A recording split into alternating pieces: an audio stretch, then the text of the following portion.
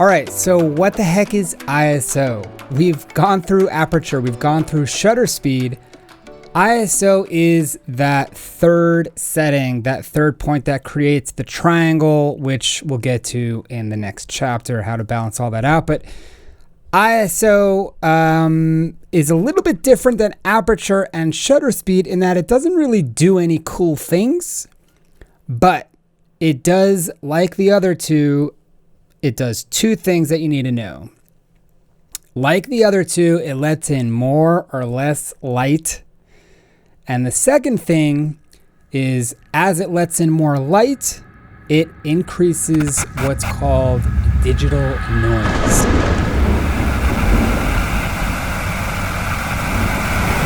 Now, this conversation is happening in 2000 something, which is why I'm not even referring to film grain, because that's not what we're talking about here. But what is ISO is a film terminology where you actually, it wasn't a setting that you made in your camera, it was actually the actual film that you bought, which is the sensitivity of the film itself to light.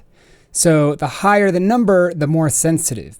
If you bought ISO 800 or 1600 film and you went and shot in low light conditions, your other settings wouldn't have to be so extreme to let light in. Because it was more sensitive to light, your photos would be well exposed. Shooting with a low ISO sensitivity like 100 film, your photos would be a little darker, let's say. So you would have to make sure that you are shooting outdoors or in a bright light situation. So the higher the number, the more sensitive it is to light, the easier time you'll have to expose properly in a low light situation.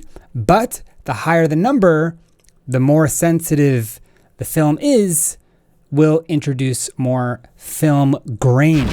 Now, film grain we're probably more used to seeing than digital noise. So we can bring up this digitized image of what I think was once a film analog, unless it's all just special effects. But nonetheless, we can see some grain, some artifacts here. So let's fast forward. Modern day camera manufacturers have applied this same type of setting, but not in any kind of physical medium, rather in a digital setting inside your camera called ISO. Instead of film sensitivity, it's now sensor sensitivity, but it acts very much the same way. The higher you make your ISO, the more sensitive your sensor is to light, which means it's very sensitive to light. Like when I go out in the sun, put a lot of sunblock on, terrible example, as opposed to somebody that's very tanned and they actually go to the beach and get some sun. They would be less sensitive to the sun. They can go out and they can be there for 30 minutes and it's not a problem. For somebody like me who likes to edit in a dark cave, I am very sensitive to the sun. So I go out, I expose very quickly and I burn. So you have your high ISO, so you'll be very sensitive to light and you'll expose your shot much quicker, right? Your other settings don't need to be as extreme, but you're introducing what's called digital noise or digital grain. So we're going to look at some extreme examples here to give you an idea of what this grain looks like. And generally, the grain is not good. Generally, unlike aperture and shutter speed, where you actually have a setting because you want to prioritize it, you don't ever really want to prioritize ISO 1600 or 3200 because you think it looks good. In general, you want to keep your ISO low. And often that's the first setting we start with as a base point. Well, let's keep our ISO low and see if we can expose properly with our other settings, which I'll get to in the next chapter. But we're going to look at some examples of high ISO. By high ISO, I mean 6400 or 12,800, which is extremely high. The ISO range generally goes from 100 to let's say 12,800. Now, camera brochures and manuals will tell you they can go much, much higher, but the photo is not really usable once you get past 12,800. And I'm talking about relatively higher end professional cameras. Some cameras do go less than 100, and some cameras only start at 200, but generally you go from 100 to about 12,800, and it goes in increments of multiples of 2, right? They double. So ISO 100, and then the next one up will be 200, then 4, then 8, then 1600, 3200. You still with me so far? 6400 and 12,800 is where we'll stop. For me personally, with my $2,000 and $3,000 Canon bodies that I buy, I try not to go past 3,200. 3,200 is like, look, there's a reason why I buy $3,000 cameras. And this is it. I mentioned this in the very first chapter of dealing with light. But this is where your higher level cameras will shine. I don't really think it shines, but it's more like not as bad, not as much digital noise in the sensitive high ISO areas. But even with all that, 3,200 is pretty high. I will shoot at 6,400 if I have to, but 12,800, I don't think I often shoot at 12,800. It's just, even if the noise isn't as bad as another camera, it's just not going to look good. So the examples that I'm showing you here are pretty extreme, 6,400 or 12,800, because I want you to see it. I want you to see the grain, the noise, the grit, the dirt. It's not really dirt, but it does make the image a bit dirty. And once you can recognize what this looks like, so then even in an ISO 800, let's say on a lower end camera, or ISO 1600 even on a higher end camera, you'll be able to see it. Maybe you'll have to look in the shadow areas where it usually is the most apparent, but once you can see it, then you can understand it and you can start to see it in your images as well. So our first example here is an ISO 6400, and again, you're going to see it in the shadows more. I'm going to zoom right in. This actually isn't so bad. This must be a higher end camera. But you can see zoomed in all the way here, you see that the colors are no longer uniform. It's kind of blotchy. We're seeing reds and greens and blues, and that's not a coincidence because that's how your sensor is recording the color in your scene. But if we look here, this is a dark area, right? It looks like it's either a very dark blue or even black. But when we zoom in, I know I'm zooming in a stupid amount, but I want you to see it. You see that it's blotchy. And this isn't the best example because this actually isn't too bad, especially for a high ISO like this. Let's look at some other photos and see if we can see this noise even more. So again, I'm going to jump to our shadow areas, and you see this isn't, if we zoom out, this looks like, what would be a dark white, which is a gray. And it looks like a gray, maybe a reddish tint. And when we zoom in, it's blotched. Now I'm zooming into 800%. That's a stupid amount. And even your cleanest image, when you zoom in that much, you are going to start seeing pixels. I don't mean to be what they call pixel peeper, but I'm going to the extreme here to try and show you what noise looks like. And once you can see what it looks like, you don't have to pixel peep as much. Okay, let's go around here. So we see like what should be, oops, I lost it. What should be here, kind of a white, what would be a gray, we're seeing all kinds of artifacts and blotches, and this is part of ISO sensitivity. I'm going to zoom out a bit, go to 200%, and if you look at it now, you can see not just the artifacts, but you can kind of see almost like speckled colors, like somebody sprinkled a bunch of colored confetti all over this roof.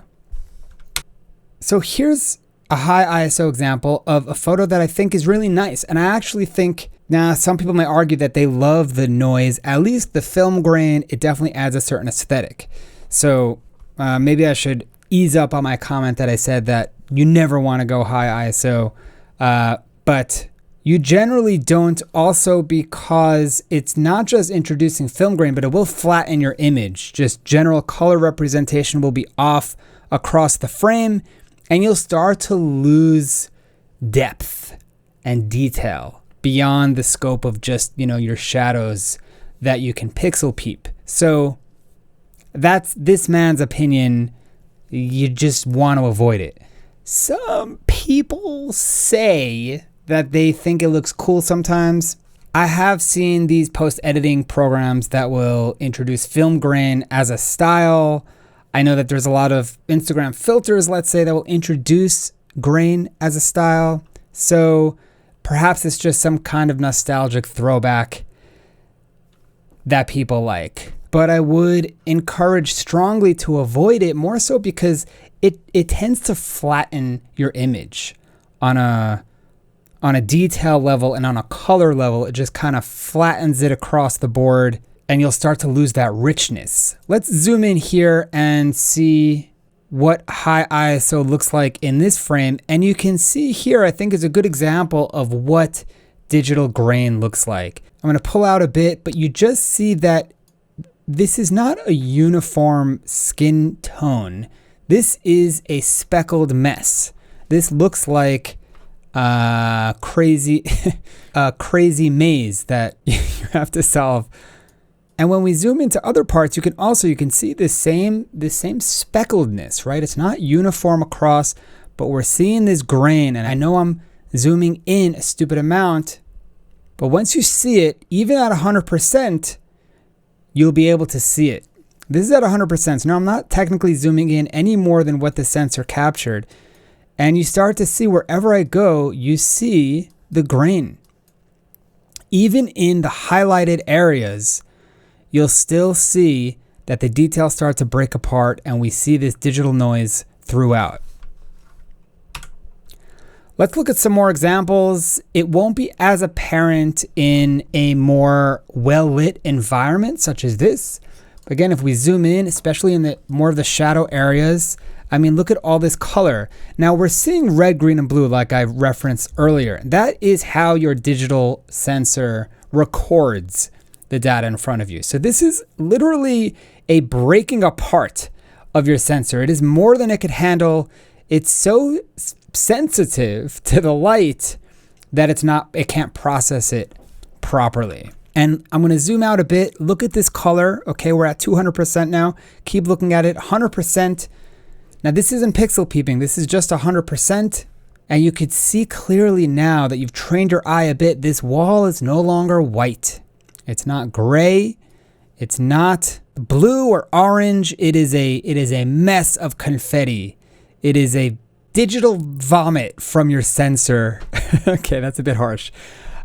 We will see this noise elsewhere in the frame as we pan across. I'll zoom into a couple more spots.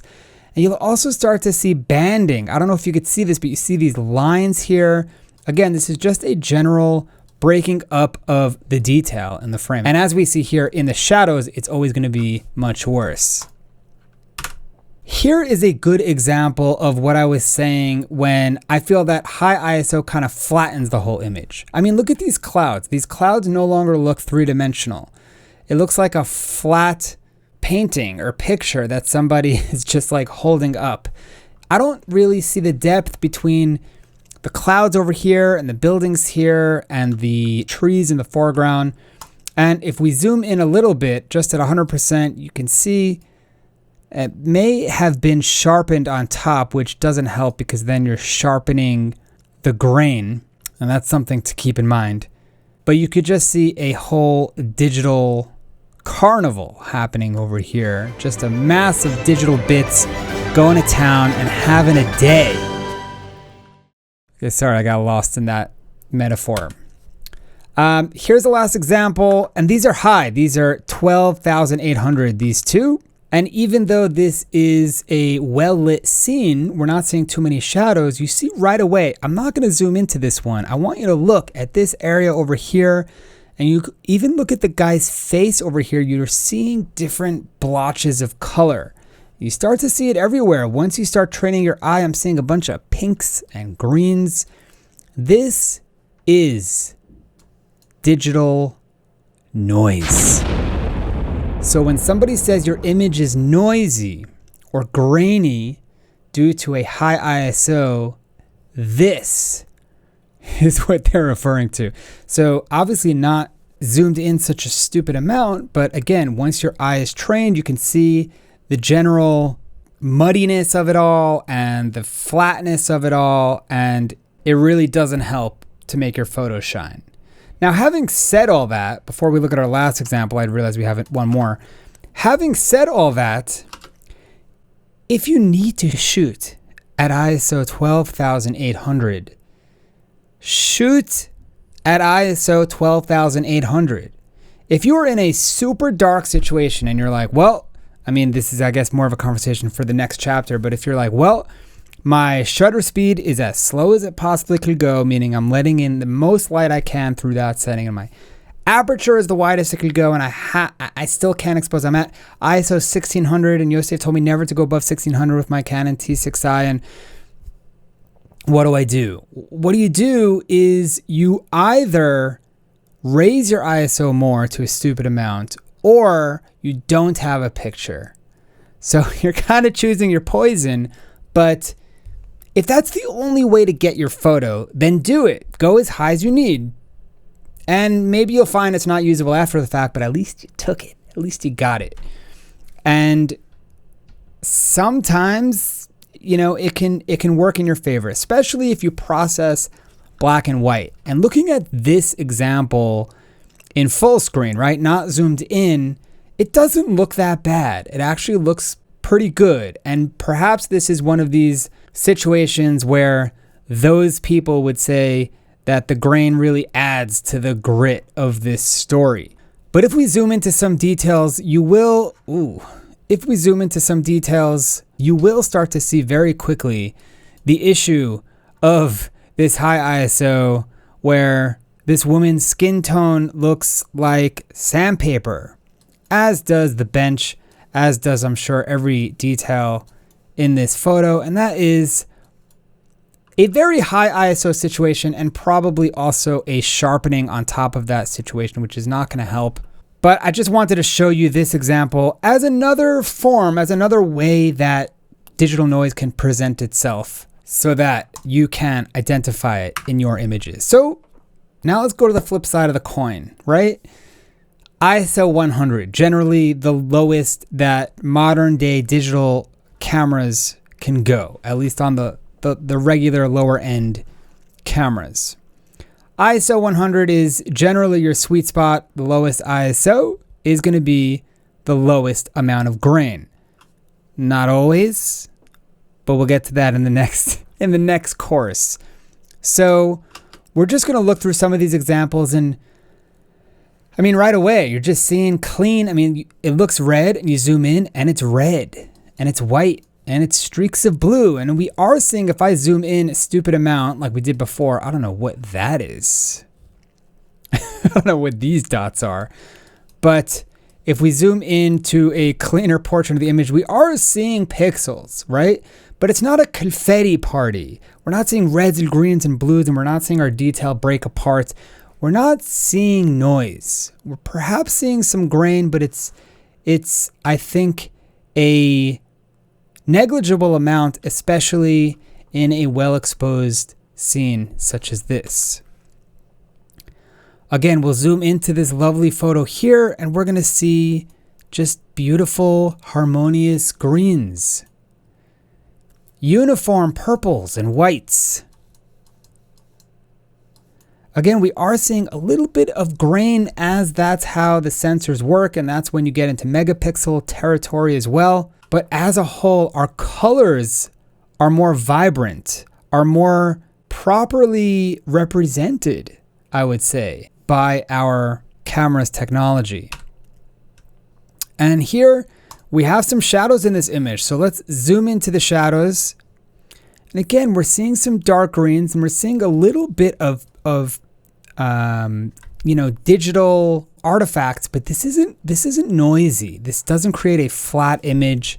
And generally, when you shoot at very low ISOs, you're going to get more depth. and you're going to get more clarity, and you're going to get better color representation in your shots. So to recap, you basically want to go as low as you can go, and if you have to shoot high, shoot high. Just know that the trade-off is you will start to introduce grain into your images. Digital noise, when we're talking about the digital realm. And the best way for you to find out how your camera reacts to this is go into a dark situation, see if you could put your camera perhaps on some almost automatic mode like P for Canon, where you can affect your ISO. And if you don't have that, just go straight manual, find a setting that you like, and then just go up the ISO ladder. Then go to your computer, look at the photos on your monitor, and see at what point the digital noise is introduced to the level that you feel is inadequate. Because that's going to be different for different people and for different situations. And for some people, you will see noise, even at ISO 800, you'll see some noise. Like, it's going to be there. It's just how the sensor works. But it's negligible, right? For the higher end cameras. For lower end cameras, or entry level cameras, I should say, like your Digital Rebel series, 800 really should be your max. At 1600, it's already going to start to look like this. At a higher level camera, 1600, you will see some noise, but usable. 3200, maybe 6400 is your max. But it's best for you to kind of own your craft even on that level, to decide, I am okay with a certain amount of grain. And that's really a good way to test to see how your camera reacts to higher ISO levels. The last thing I wanted to just note here is, again, if we look at our low ISO examples, they're almost all during the day. And if you look at our high ISO examples, they're almost all taken at night. For the same reason, when I brought it up in aperture and shutter speed settings, is the higher ISO, the more light sensitivity. I mean, the only reason why you are raising your ISO is because you need more light, because you're in a low light situation, let's say at night. The only reason why you would have such a low ISO is because you have enough light in the scene. So especially when you're going out and experimenting, please keep in mind, and I think everyone makes this mistake once, but I'd rather you not make this mistake ever. Often, your ISO settings will not reset the next time you turn on your camera for some reason. If you set your ISO to like 3200 because you were just shooting a party at night, and then the next day you go out at 10 in the morning for a nice little hike, your ISO may stick at 1600 until you change it. It's not just going to reset back to the lowest ISO or auto. So make sure that that's the first thing you check when you turn your camera on, always. And I made that mistake once, and so many people I know say that they make that mistake once. I was shooting during the day and I was able to expose, but I didn't know what was going on. I was trying to raise my other settings. I'm like, why is it so bright? And then when I saw the images, they were so noisy. They were so grainy. Even though it was the middle of the day, I could have shot it ISO 100. So things to keep in mind.